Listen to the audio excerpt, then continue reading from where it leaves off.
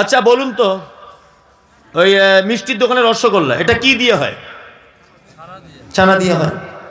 আচ্ছা ভালোই তো জ্ঞান আপনার। আরে কালাকান্দ ছানা দিয়ে, ল্যাংচা সব ছানা দিয়ে হয়।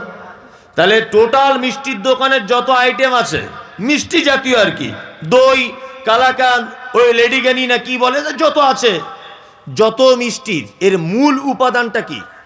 দুধ। ইয়েস, দুধ। দুধ ছাড়া কিন্তু এগুলো সম্ভব নয়। সম্ভব নয়। আপনার জীবনে যত ভালো কাজ করছেন, যা কিছু করছেন, ঠিক মূল উপাদান, মূল ইবাদত, তার নাম সালাত। কি বললাম বুঝলেন? সালাত ছাড়া অন্য কোন ইবাদত টিকে থাকতে পারে না, একদমই নয়। আর আল্লাহ সুবহানাহু ওয়া তাআলা পবিত্র আল কোরআনে বলছেন, মা সালাকাকুম ফি সাকার ক্বালু লাম নাকু মিনাল মুসাল্লিন। একটা সাকার নামক জাহান্নামীকে জিজ্ঞাসা করা হবে, এই তুমি কেন সাকার নামক জাহান্নামে এসেছো? ও তখন বলবে, ক্বালু লাম নাকু মিনাল মুসাল্লিন। আল্লাহ, সব কাজ করেছি, আমি শুধু নামাজ পড়িনি তাই। তার মানে বেনামাজি থাকা জায়গা কোথায়?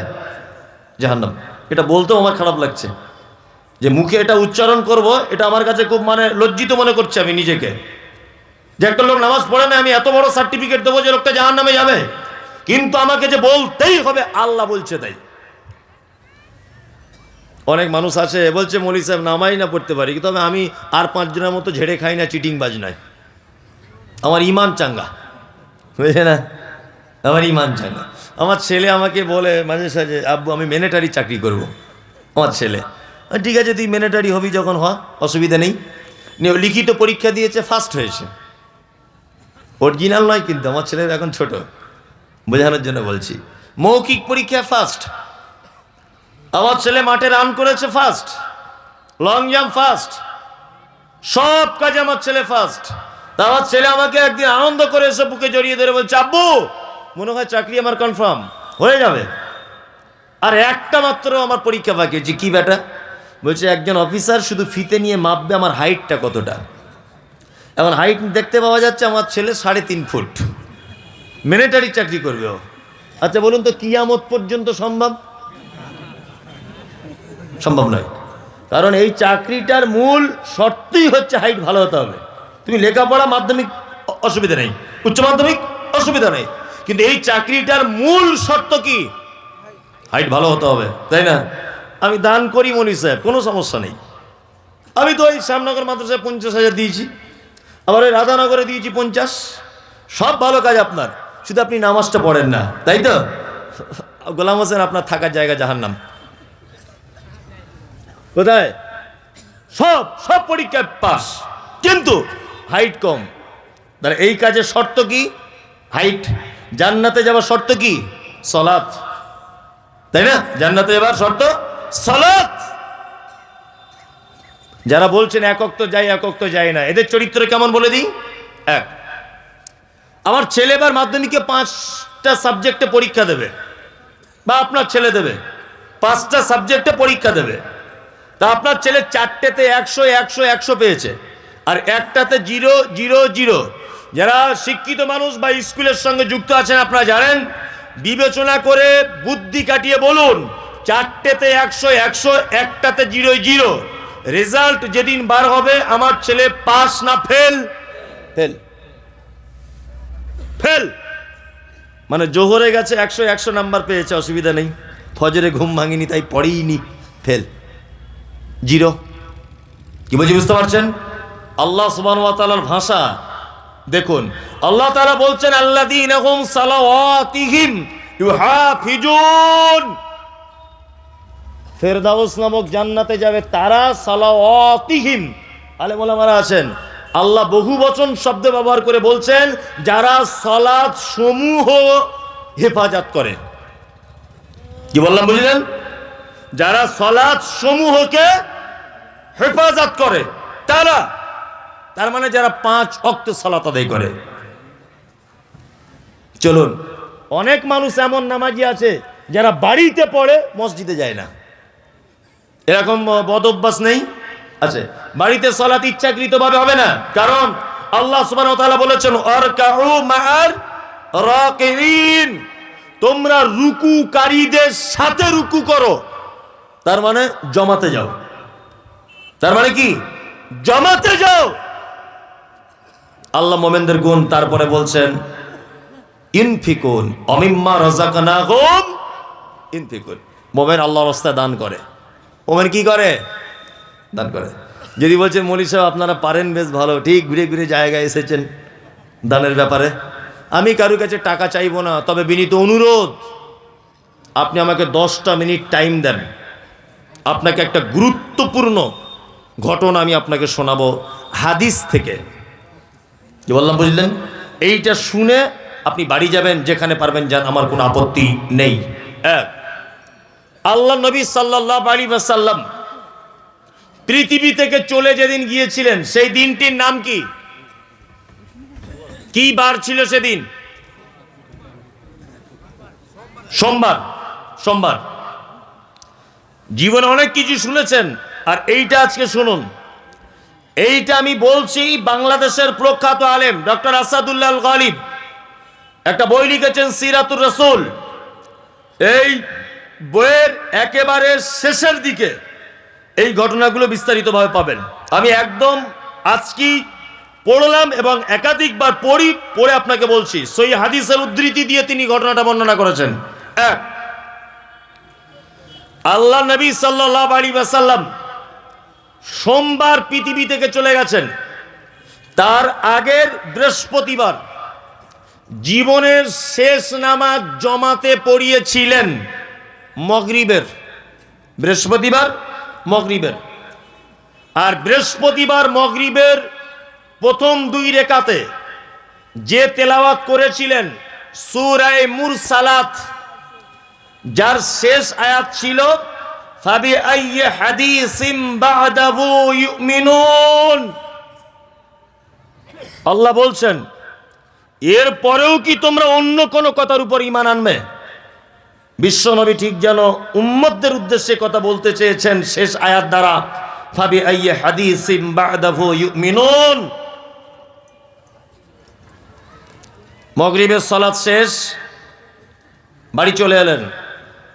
হযরতে বেলাল মসজিদে নববীতে যেন ইশার আজানের ধ্বনি দিয়ে দিলেন, হাইয়া আলাস সালাহ হাইয়া আলাস সালাহ।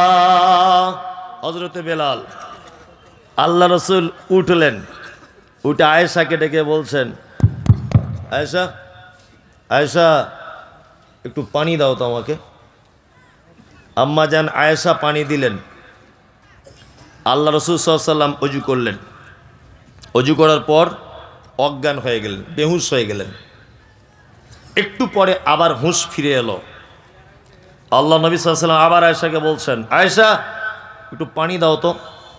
আয়েশা আবার পানি দিলেন। আল্লাহ রাসূল ওযু কমপ্লিট করলেন, তারপর আবার অজ্ঞান হয়ে গেলেন। আসাদুল্লাহ আল গালিব সাহেব যেভাবে বইয়ের ভিতরে ঘটনাটা বর্ণনা করেছেন, আমি সেইভাবে বর্ণনা করছি, একটা অক্ষরে দিক ওদিক করবো না। আমি মানুষ, তারপরে গণ্ডগোল হয়ে যেতে পারে। তৃতীয়বার আবার অজু করলেন। অজু করে ঠিক বেহুশ হয়ে যাবার আগে আল্লাহ নবী সাল্লাল্লাহু আলাইহি ওয়াসাল্লাম আয়েশাকে বলছেন, আয়েশা ইশারাতে তোমার আব্বাকে বলো ইমামতি করতে। তোমার আব্বাকে বলো, আমার আর যাওয়া হলো না। আম্মা জান আয়েশা আব্বা আবু বক্করকে বললেন, আপনি ইমামতি করতে যান, আল্লাহ রসুল অর্ডার করেছেন। হযরত আবু বক্কর ইমামতি করতে যাচ্ছেন, চোখ দিয়ে পানি পড়ছে ঝরঝর করে, যে আল্লাহ রসুল বেঁচে আছেন আর এখন আমি ইমামতি করতে যাব, এটা উচিত নয়।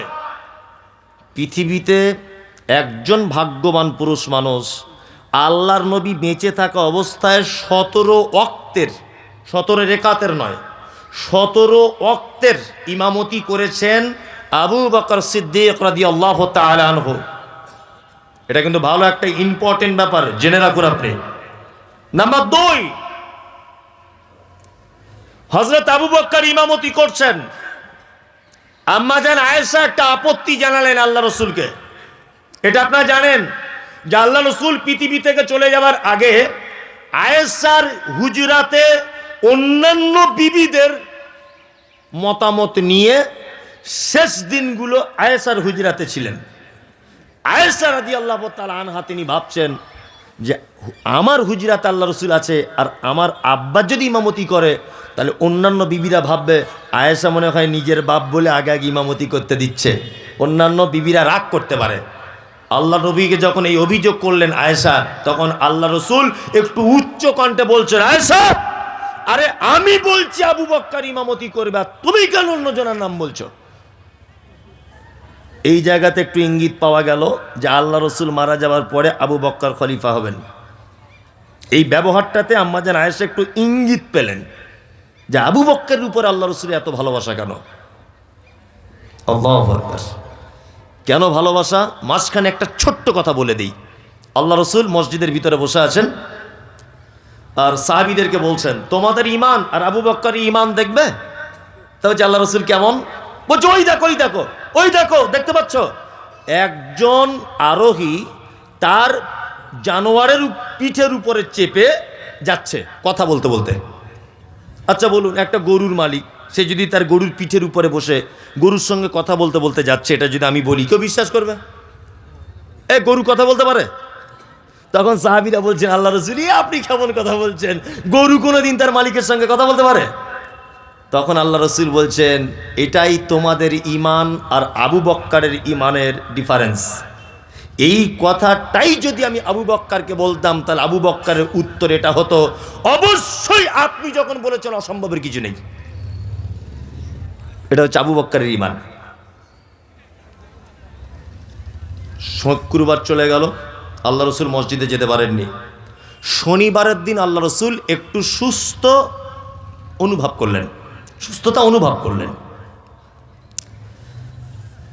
জোহরের আজানের আগে আল্লাহ রসুল আয়েশা রাদিয়াল্লাহু তাআলা আনহাকে বলছেন, আয়েশা দুজন সাহাবীকে বলো তো আসতে। তা আম্মা জান আয়েশা বলছেন আমি পর্দার আড়াল থেকে দুজন সাহাবীকে বললাম আপনারা দুজন আসুন। আল্লাহ রসুল দুজন সাহাবীর কাঁধে ভর দিলেন। তখন ইমামতিতে দাঁড়িয়ে গেছেন হযরত আবু বকর সিদ্দিক রাদিয়াল্লাহু তাআলা আনহু, জোহরের নামাজের ইমাম। কে? আবু বকর। আল্লাহ রসুল মসজিদে ঢোকা এই ব্যাপারটা আবু বকর বুঝতে পেরে গেলেন যে আল্লাহ রসুল এবার ঢুকছেন। আবু বকর পিছনে হটে আসার মনস্থির করলেন। আল্লাহ রসুল আবু বকরকে ইশারা করে বললেন, আবু বকর একদম নয়, ইমামতির জায়গাতে মেহরাবি তুমি দাঁড়াও।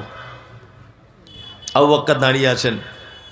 আল্লাহ রসুলকে নিয়ে আবু বকরের বাম দিকে বসিয়ে দেওয়া হলো। আবু বকরের কোন দিকে?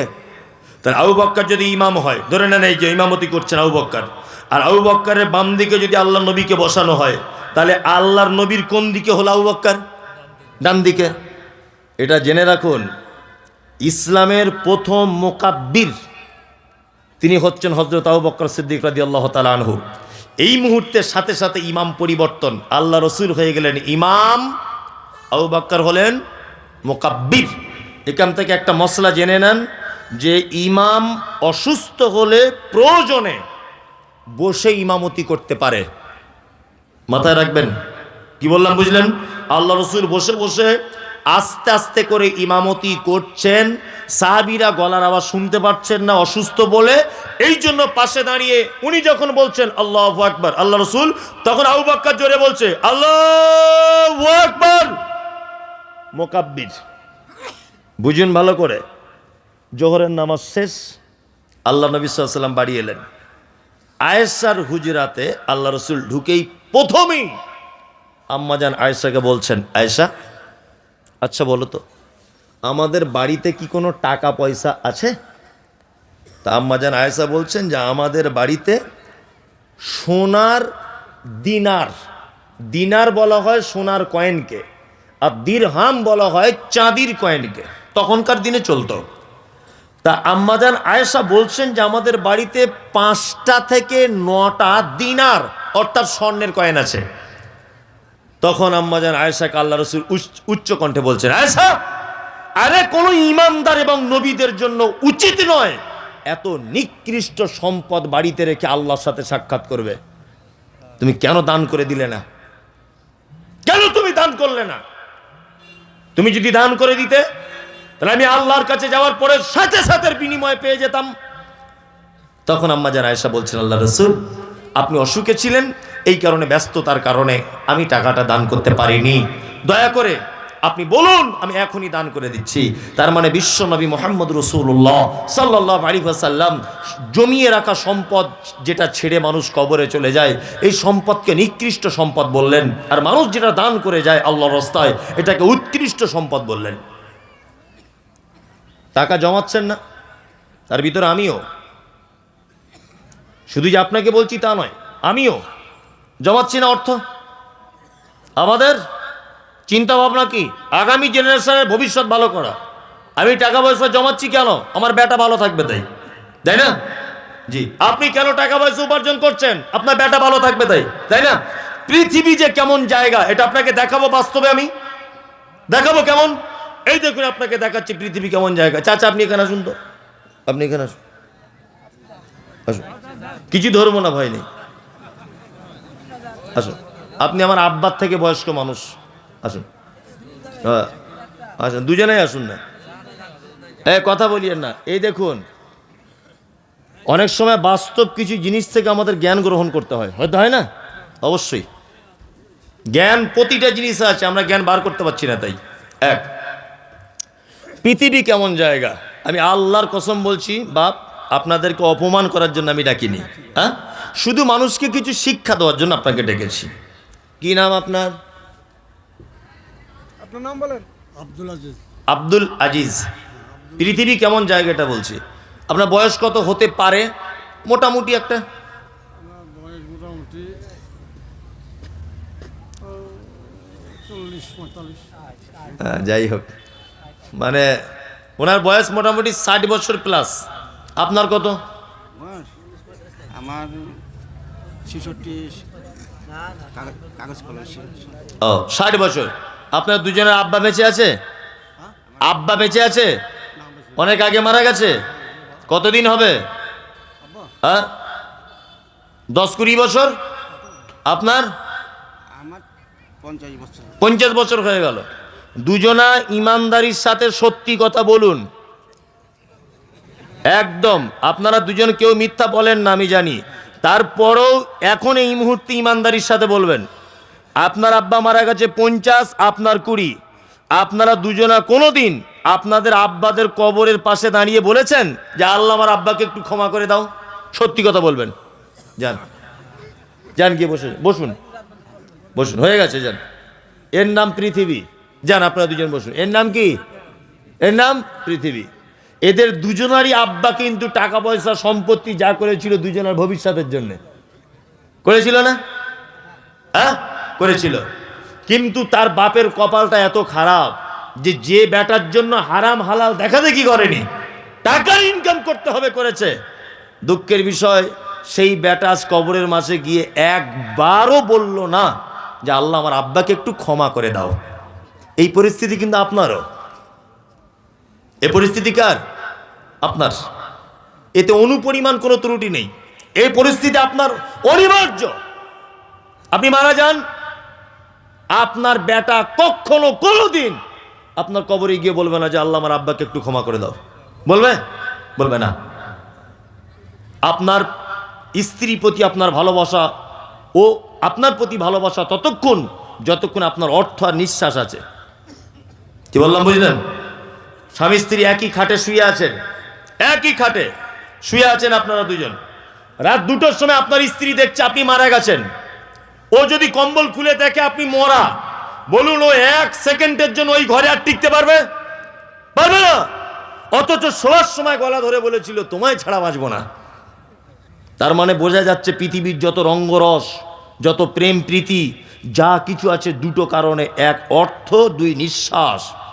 আপনার টাকা নেই, আপনার বেটা আপনাকে শালা বলে গাল দেবে, এই কথাটাই বলবে, তুই আমার জন্য কি করেছিস বল, বলবে না? তার মানে আপনার অর্থ নেই, আপনার বেটা আপনাকে শালা বলে গাল দিচ্ছে, তাই না? ওই জন্য বলছি টাকা পয়সা ইনকাম করুন, বেশি কিছু রেখে যাওয়ার চিন্তা ভাবনা করবেন না। যে চামারগিরি করে সব টাকা পয়সা রেখে দিব, মাদ্রাসা মসজিদ গরিব এতিম ফকির কাউকে দেব না, বঞ্চিত করব সবাইকে, সব রেখে যাব, এতে আপনার অনুপরিমাণ কোনো সফলতা নেই। আমরা যারা এখানে দান করেছি বেশিরভাগ মানুষ কি বলছে একজন, আপনার গাড়িতে বোম মারা হয়েছিল কেন? ওই হুজুরেরা। হুজুর, আমি তো এখন পশ্চিমবাংলার সব থেকে হুজুর বিরোধী লোক, ওদের নাম শুনলে আমার শরীরের রক্ত গরম হয়ে যায়। ওদের নাম মানে ওই পীর সাহেবদের নাম মুখে আনলে আমার অজু নষ্ট হয়ে যায়, মানে গালটাল দিয়ে ফেলি হয়তো মনে মনে কখন, এই জন্য বলছি।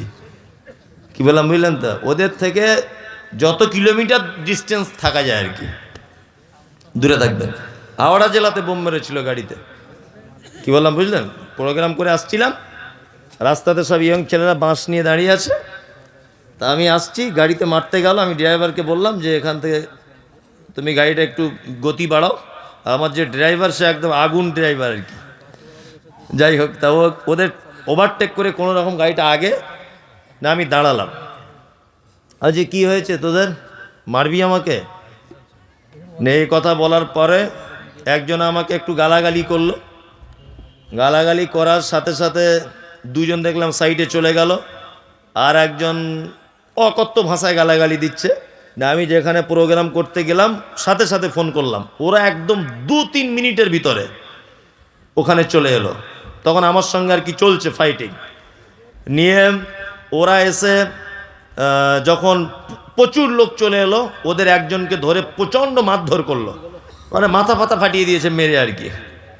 এখন তারপরে যখন এরা সংখ্যায় বেশি আমার পক্ষের লোক, তখন ওরা কি করলো, ওই আমার গাড়ির সাইডে একটা বোম মেরে দিল, এরকম একটা ব্যাপার। তখন আমি গাড়ির বাইরে দাঁড়িয়েছিলাম। ঘটনা হচ্ছে, আমি সেই আল্লাহর প্রতি আমার বিশ্বাস যে আল্লাহ মাছের পেট থেকে একজন নবীকে বাঁচিয়েছিলেন, আমি সেই আল্লাহর প্রতি ঈমান রাখি যে আল্লাহ নদীতে রাস্তা বানিয়ে মূসাকে পরিত্রাণ দিয়েছিলেন, আমি সেই আল্লাহর প্রতি এখনো বিশ্বাস রাখি, মৃত্যু পর্যন্ত থাকবে। সারা পশ্চিমবাংলায় আমি যেভাবে শিরিক এবং বেদাতের ব্যাপারে, হুজুরদের ব্যাপারে যে সমস্ত বক্তব্য রেখেছি, তাতে করে এতদিন আমার বেঁচে থাকার কথা নয়। কারণ আমি যে জায়গায় বসবাস করি এখানে আহলে হাদিস বলে কিছু নেই, সহিহ আকীদা, সব পীর ফকির হুজুরে ভর্তি। কি বললাম বুঝলেন? তারপরেও ইনশাআল্লাহ কোনো দিন কোনো রকমের কোনো বিপদের সম্মুখীন হয়নি। ছোটোখাটো কোনো বিপদের সম্মুখীন হয়েছি, আমাকে পুলিশ সব জায়গাতে মারাত্মকভাবে সাপোর্ট করেছে, আল্লাহ বাঁচিয়েছে, এটা তো আলাদা একটা দিক। দুনিয়াবি যদি কেউ সাপোর্ট করে, আমি সবসময় কিছু হলে পুলিশের দ্বারস্থ হলে পুলিশ আলহামদুলিল্লাহ সবসময়তেই ব্যাপক হারে সাপোর্ট করেছে, যেমন গত কালও করেছে। আলহামদুলিল্লাহ, আমার জন্য দোয়া করবেন যাতে জাতির সামনে সঠিক কথাগুলো নিখুঁতভাবে বলতে পারি, শুধু এই দোয়াটা করবেন। যাই হোক, আপনারা যারা এতক্ষণ দান করেছেন, পদ্ধতি একটাও ঠিক হয়নি। যদি বলছেন আমরা এত লোক বসেছিলাম কেউ ভুল ধরতে পারল না, আপনি ধরলেন না, এটা হাদিস কোরআন নয়।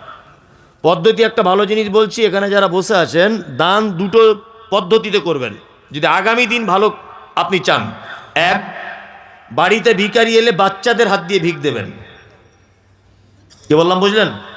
তাতে করে আপনার বাচ্চা শিশু মনে একটা দাগ কাটবে, একটা শিক্ষা জন্ম হবে যে আমার আব্বা মা জীবনে কোনোদিন কোনো ভিখারিকে ফেরাতো না।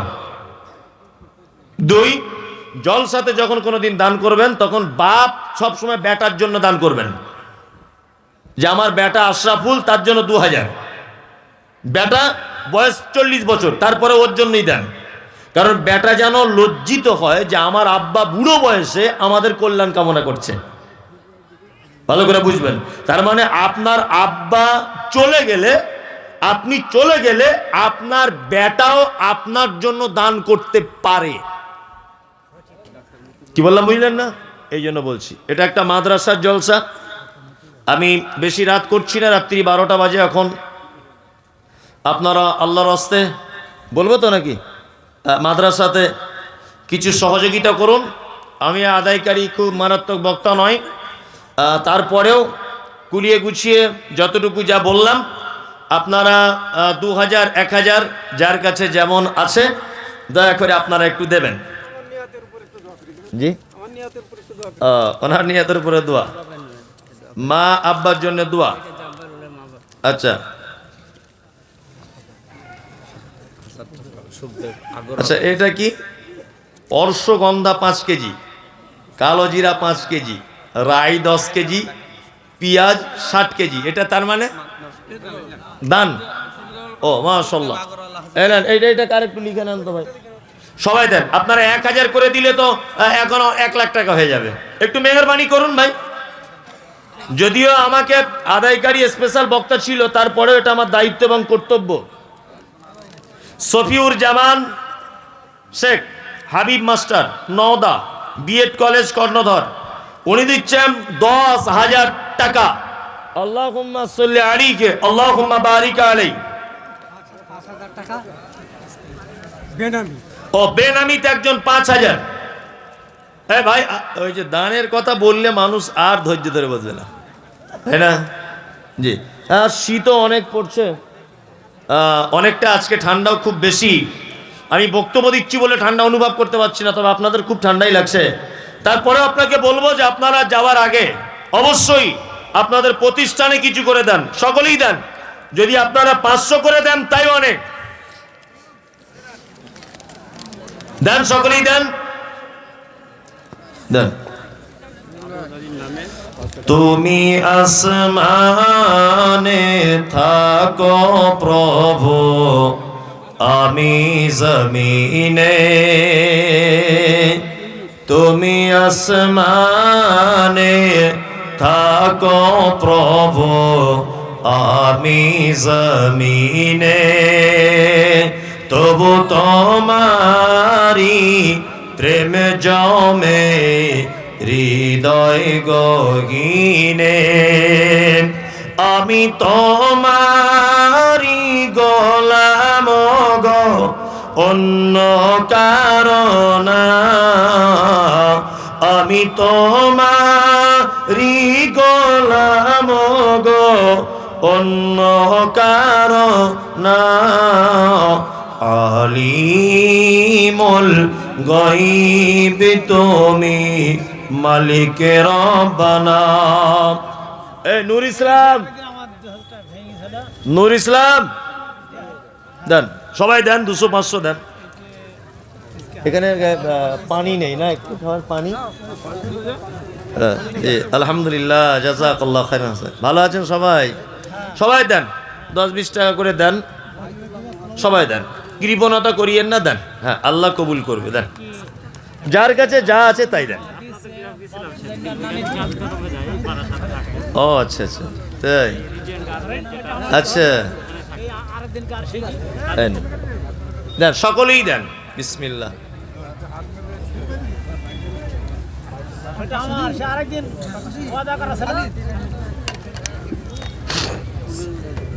দেন, সবাই দেন।